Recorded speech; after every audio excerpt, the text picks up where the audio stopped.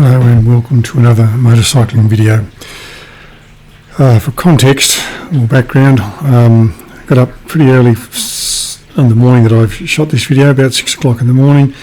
Drove for about 10 minutes to this place where I'm parked now, punched out a 10k run, and then decided since I was already out and it looked like a pretty good day, I'd take a bit of a drive around, or ride around town, and just take to some of the roads around town and film what I was doing.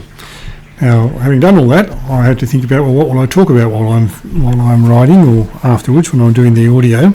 And I thought, well, I could talk about the state of the roads, but I've done that many times, and some of the roads that you see here you'll have seen many times before, so you're probably reasonably familiar with them.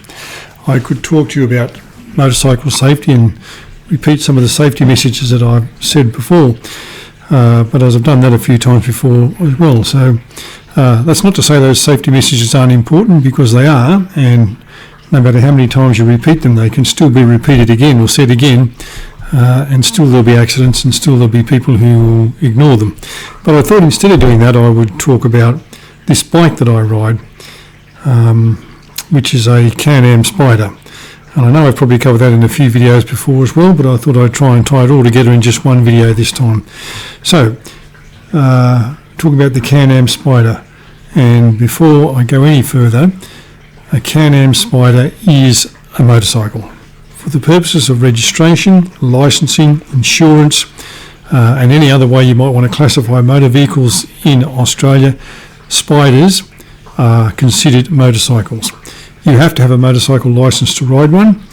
You must wear a helmet when you're riding one, and they are not LAMs. LAMs, by the way, stands for Learner Approved Motorcycle Scheme. So that means if you're a learner on an L plate, don't think, well, I'll get my learner's permit and I'll go and get a Spyder, because they're not approved for learners. I'm not sure exactly when that scheme ceases to be effective. As I understand it, most people get their learner's permit, get a small bike, ride that for a while, and then when they get their full licence, even if it's a red provisional licence, they then get a bigger bike. So I assume that's how that works. But in any case, the Spyder is not an approved learner bike. If you want a bike like a Spyder that is learner approved, LAMs, then you would be best to look at the Ryker, which is made by the same company. It's spelled R-Y-K-E-R. It's made by the same company, and we'll talk about that in a moment. It comes in three models, I think. The 600, might be a 600 Sport and a 900. The 600 and the 600 Sport would be learner legal, but the 900 isn't. Alright, so let's talk about the Spyder. Spyder, spelled S-P-Y-D-E-R, and I'll explain that in a moment too, is a three-wheeled motorcycle with two wheels at the front and one at the back. It's made by a company that's based in Canada called Bombardier Recreational Products. They also make jet skis, skidoos, some of those off-road farm vehicles that you see people driving, including the quad bikes, but also those, I think they're called side-by-side sometimes, and I'm not sure if I said this, snowmobiles. So they make a range of products, and the Spyder is just one of them. The one I have is a 2012 model. It's an RT, when the RT stands for Road Tourer, I think, Limited. Limited explains itself. The Spyder, and I said I'd explain why it has a Y in the title and also a Y in the name of the Ryker, is because it's built on a Y-shaped frame. So there are two wheels at the front, and I've said this in other videos, the wheels are about as far apart as a small hatch. I'm not sure exactly what the width is, I haven't measured it, but if you were to look at a Kia Picanto, for example, I think that the distance between the front wheels of a Kia Picanto and the distance between the front wheels of the Spyder would be very similar. Not exact, but very similar. So it's built on a Y frame with two wheels at the front and one wheel at the back. The model I have is a 5-speed semi-automatic belt-driven 1000cc, technically 998cc twin engine. In about 2013 or maybe 2014, the company decided to update all the models, and when they did that, they made the engine into a 1330 triple, inline triple, so 3-cylinder engine, 1330cc displacement, 3 cylinders, and instead of having 5-speed gearbox, they had a 6-speed gearbox. In the earlier models, there was an option of a manual transmission as well as the semi-automatic transmission. So some models, the sports model, had a clutch lever, but when they upgraded to the 1330 6-speed transmission, they decided to make all the bikes semi-automatic. Now, to explain the semi-automatic, that is, what you do when you start off is there's a button or a switch or a paddle. I'm not sure exactly how you describe it, more like a paddle, I suppose, on the left-hand switch gear, just where your thumb would be, and you press that. It has a plus on it, and you press that, and it changes gear, changes up from first to second, and so on. When you want to change down, there are two options. There is a switch on the back of the switch gear on the left-hand switch gear that you would use with your first finger, your pointer finger, and you just tap that and the bike will change down. It's not necessarily to close the throttle off like you would on a manual gearbox, but you can. And the bike will change down. You can also, by putting your foot on the brake, indicate to the computer systems within the bike that you are about to slow down, and because you're about to slow down, the bike will then change down automatically for you, and it will also rev match for you. I have ridden bikes with a full manual transmission with a clutch. I've got a Suzuki Bergman scooter as well, which has a constantly variable transmission, or CVT, where there is no clutch. And I've also got this bike, and I find that each of those transmissions works perfectly fine. This semi-automatic works perfectly fine for me. One thing I do notice about it is that you have to be within a particular speed range, not so much the rev range, but the speed range before you can change from one gear to the next. For example, you have to be travelling at about 25 kilometres an hour or just above that to get into from first to second gear. And if you are well above that, say 30 or 35 kilometres an hour, it's very difficult to get into second gear, so you've got to drop your speed back a bit. That may be just a quirk of the way I ride it, I'm not quite sure, but I don't find it a problem. It's just something I have to be aware of. So, a belt-driven 5-speed semi-automatic, 2 wheels at the front. Each wheel has its own disc brake and a single disc on the rear wheel. The front wheels have shock absorbers, coiled springs, and I think what is called wishbone suspension, and then there's a swing arm on the back. There are no levers on the handlebar, so there's no clutch and there's no front brake lever. In fact, there's only one brake pedal, and that is where your right foot would be, and that activates all 3 brakes or all 3 discs appropriately. The bike has ABS and EFT, I think it's called, or something to do with equal force distribution or something or other on the brake. So you put enough, it works out for itself how much braking is needed on each wheel and applies the appropriate amount of pressure. So those are the basic statistics. I can't tell you what the kilowatts of power are or the newton meters of torque, because I don't know those things. I'm sure if you look it up online you could find out, but it's probably not all that relevant if you were looking at a model now, because as I said, this is a 2012 model, and it would be different on the more up-to-date models with the 3-cylinder triple engine. Things like kilowatts of power and newton meters of torque, I understand what they are and why they're quoted, but they're not the reason that I buy a bike and not the reason I ride a bike. I understand why they're quoted and what their purpose is, but I don't take a lot of notice of them, which is not to downplay them, it's just say I don't know what they are. So I know what they are, but I don't know what the figures are. So I suppose a good question is, why do I have this bike? Well, a little bit of history there. Prior to owning this bike, I had a Kawasaki Vulcan Voyager. It's a 1700 6-speed belt-driven Kawasaki cruiser that's designed along the lines of one of the Harley Davidsons, the one that has half the alphabet to describe what model it is. I'm not sure which one it is, but I know that there's one that has a bunch of letters after the name. But the Kawasaki looks very much like that, and I bought that bike in 2011 and bought it new, and I rode it for the last 2 years of my working career. and put about 70,000 kilometres on it in those 2 years. Then I kept it until 2021, and in the period between retiring myself from work and then retiring the bike, or on selling it, I put about another 30,000 on it. So by the time I got rid of it, it had about 100,000 kilometres on it. In the time that I'd owned it, the only problem I'd ever had was a leaking fork seal.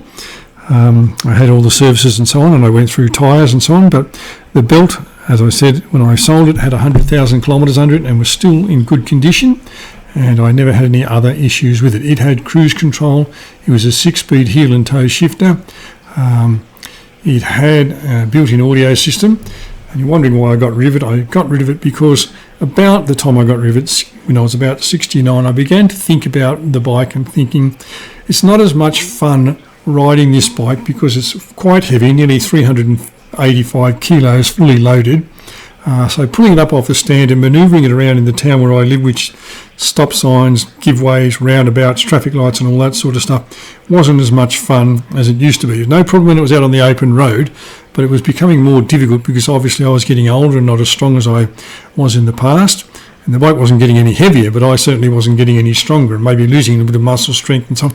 And I just thought maybe it's time to look at whether I can keep this bike or not. As it happened, my son, who lives in Melbourne, he had an earlier version, I think a 1600 Nomad, Kawasaki Nomad, and he was involved in an accident where a landscape truck collided with him. He wasn't at fault, they were, and his bike was ultimately written off because they could not find the parts to repair it. So we made a deal where he gave me the insurance payout for his bike and I gave him the Voyager. But I decided at the time that I wanted to keep riding. I didn't want to give up riding. I just thought that Kawasaki is getting a bit heavy and it's not as much fun trying to haul it up off the stand and manoeuvre it around in the city where I live, as I said. But I wanted to keep riding. So I made a video at the time about the sort of bikes that I was considering and which bike to get and so on. But it came down, I think, to me, I think I pretty well had decided that I would get a Spyder, but I was considering some other three-wheel options. So in the world of three-wheel motorcycles, there are the Harley-Davidson, I think it's called the Tri-Glide, which has two wheels at the back. And I kind of dismissed that straight away because I didn't really want a Harley-Davidson. I didn't think I could afford one in the first place, and I didn't really want one, and I didn't like the look of those. There are those, I think they're called Bond trikes or Rayweckos. Some are made in Germany and some are made in Australia with one wheel at the front, two at the back. They often have Ford or VW engines and a manual transmission, and I thought about those for a while, but they seem to have a terribly long wheelbase and they didn't actually seem to suit my needs or have all the bells and whistles and things that I wanted in terms of creature comforts for myself and any potential pillion that I might take. So I kind of dismissed those two out of then and there and thinking, no, they're not what I want. Now, I had previously owned a Piaggio MP3 400 for a very short period of time. That's Piaggio is an Italian brand, and the MP3 400 is a scooter, and it has two wheels at the front, but they are much closer together than they are on the Spyder. And I'd enjoyed riding that bike, but I was thinking I might be doing some touring and some long-distance riding on this bike, and the 400 was more than adequate for the highway, but it didn't have a lot of the creature comforts that I wanted that come with the Spyder. So there are also options. I think there's a Kymco or Kimco 550, and there is the Yamaha Tekken. I dismissed the Tekken because it looks like a transformer, and I wasn't really aware of the Kimco or Kymco at the time, so I could have gone with the MP3 400, or there is also a Galera, I think it was 500, now it's a 550 or it might be 530, but I wanted something a little bit more that just had a bit more to it, so I went for the Spyder. And the Spyder comes in a sports model and also in the RT model that I have, and I decided to go with that because it had luggage space in the front, luggage space in a top box that's built into the body of the bike, and two side kits, so there's plenty of storage space. It had cruise control. It has a built-in audio system that allows you to AM, FM radio. You can connect a variety of music players, or you can connect something through one of those Bluetooth FM transmitters, which is what I do. It had heated grips, heated hand grips for the pillion and also audio controls for the pillion as well. So as far as creature comforts go, it had everything in that regard. But the biggest attraction, of course, was that having two wheels at the front meant it was, of course, much more stable than a two-wheeler. Now, like any other machine, it's only as good as the operator. There are lots of safety systems. There's a whole bunch of things that the riders call the nanny, because it acts a bit like your grandmother and stops you doing stupid things. But the manufacturer's called the vehicle stability system.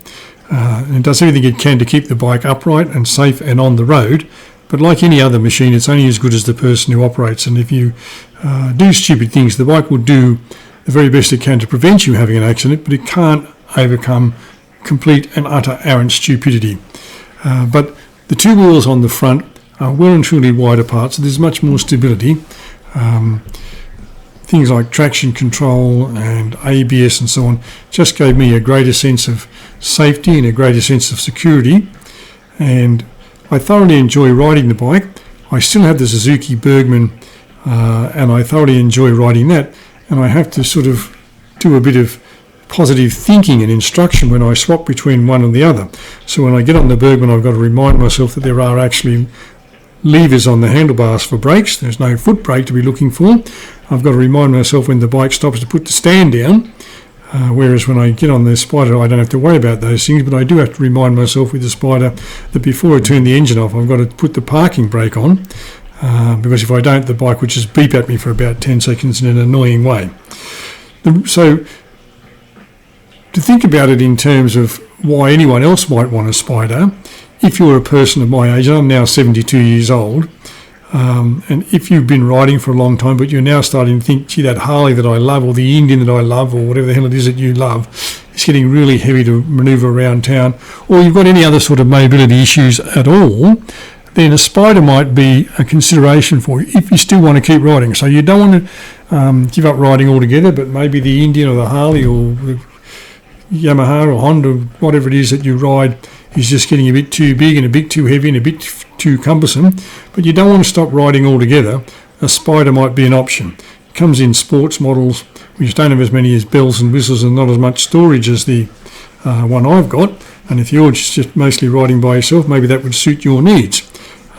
So for people with mobility issues and people who are perhaps getting on a little bit like me and thinking, it's not as much fun with this big heavy bike anymore, the Spyder might be the option for you to consider. I'm not necessarily saying go out and buy one, but I'm saying if you were thinking, well, why would I get a Spyder? Why would anyone get one of these things? That's the reason.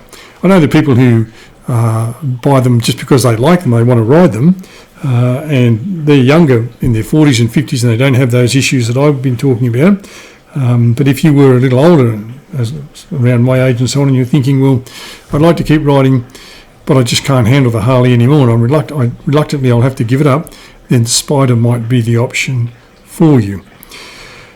Now, I guess the biggest thing about the Spyder is that it's a completely different way of riding than you would know if you were a two-wheeler. Now, obviously, if you come onto a Spyder, you must have come from a two-wheeler first, because you have to, get your learner's permit, get a full licence, and you have to do that on two wheels. But so when you get onto the three-wheel Spyder, you have to pretty well unlearn everything that you already know, or you think you already know, about motorcycling, and learn a whole new bunch of skills. Number one is the Spyder doesn't lean. Obviously it can't lean because the wheels are as far apart as they are. It doesn't have forks. Like I said, it has coil springs, shock absorbers, and I think what they call wishbone suspension, and the wheels are quite wide apart, so the bike doesn't lean. When you want to go somewhere, you have to lean your body a little bit, and I'll explain that in a moment. But so the bike doesn't lean, and it doesn't counter-steer, so it doesn't act like a regular motorcycle. And some of those people who are more expert than I am about it say that you probably need 4,000 or 5,000 kilometres of riding first before you get sufficient muscle memory that you don't need to over-exaggerate your movements when you get on the bike. You just do them naturally, and the bike responds to what you want to do and goes where you want to go, how you want it to go, and does what you want it to do. So from the rider's point of view, I've never been on the back of this bike. In fact, I haven't been on the back of a bike that I can ever remember. There's a pillion. I've only ever been the rider. But I took my granddaughter for a ride on this Spyder a little while ago, and I suggested to her that the bike might have a tendency to fishtail a little bit at the back. I explained what that was and told her it wasn't anything to be worried about, and she just sat still and let it happen, then everything would be fine. But at the end of the ride, we rode around on a bit of a route like we're on today here. She told me there was no fishtailing, there was no problem there, so that one thing that I thought might happen that doesn't happen. I can't say whether that happens when you don't have a person on the back, because I'm not aware of that. But the biggest thing that happens as a rider is that when you want to turn left, there's a force. I'm not sure how to describe it. A physicist could tell you exactly what it is. I'm not sure if it's centrifugal force or centrifugal force or something. It's like the force that when you swing a bucket of water around holds the water to the sides of the bucket so you don't get wet. But so when you are turning left, for example, the bike forces acting upon you tend to push you back and to the right on the seat. So to counteract that, what you've got to do is lean slightly forward and to the left in the direction of where the bike is going. All the motorcycle instructors tell you point your nose and point your head where you're going. So when you're on the Spyder, you definitely got to point your nose and your head and your shoulder, in fact all of your body, in the direction of the turn that you're making. So if you're turning left, you have to counteract the force that's going to push you back and to the right by leaning slightly forward and to the left.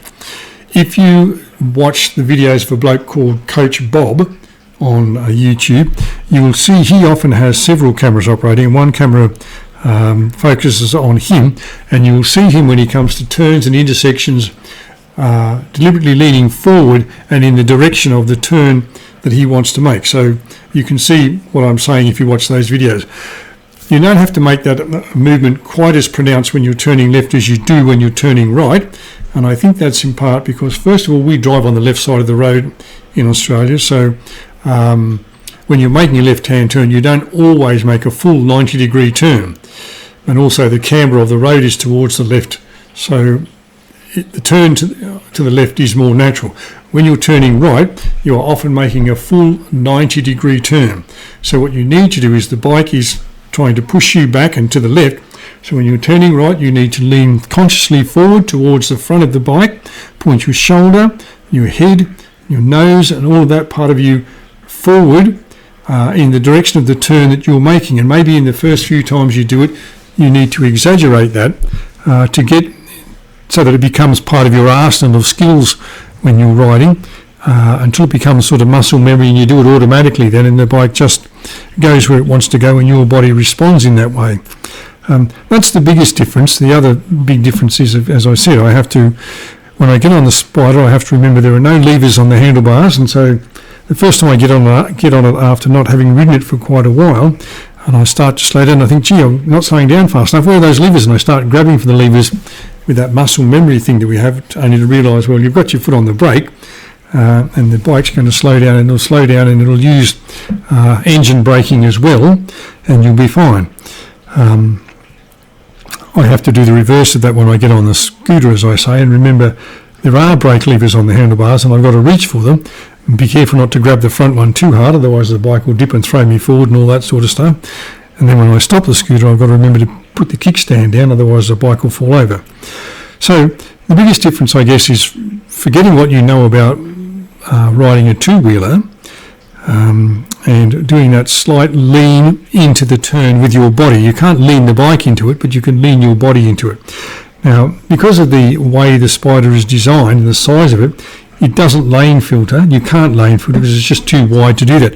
I don't generally tend to do that anyway because I'm never in that much of a hurry and I don't mind waiting in the traffic queue. I understand why people don't, but you can't lane filter with it simply because it's just too big for you to do that. So that's the other big difference with it. It has plenty of grunt. You can get off from the traffic lights as quickly as you need to get off from the traffic lights if that's of concern to you, and it can hold the road at well over 100 kilometres an hour.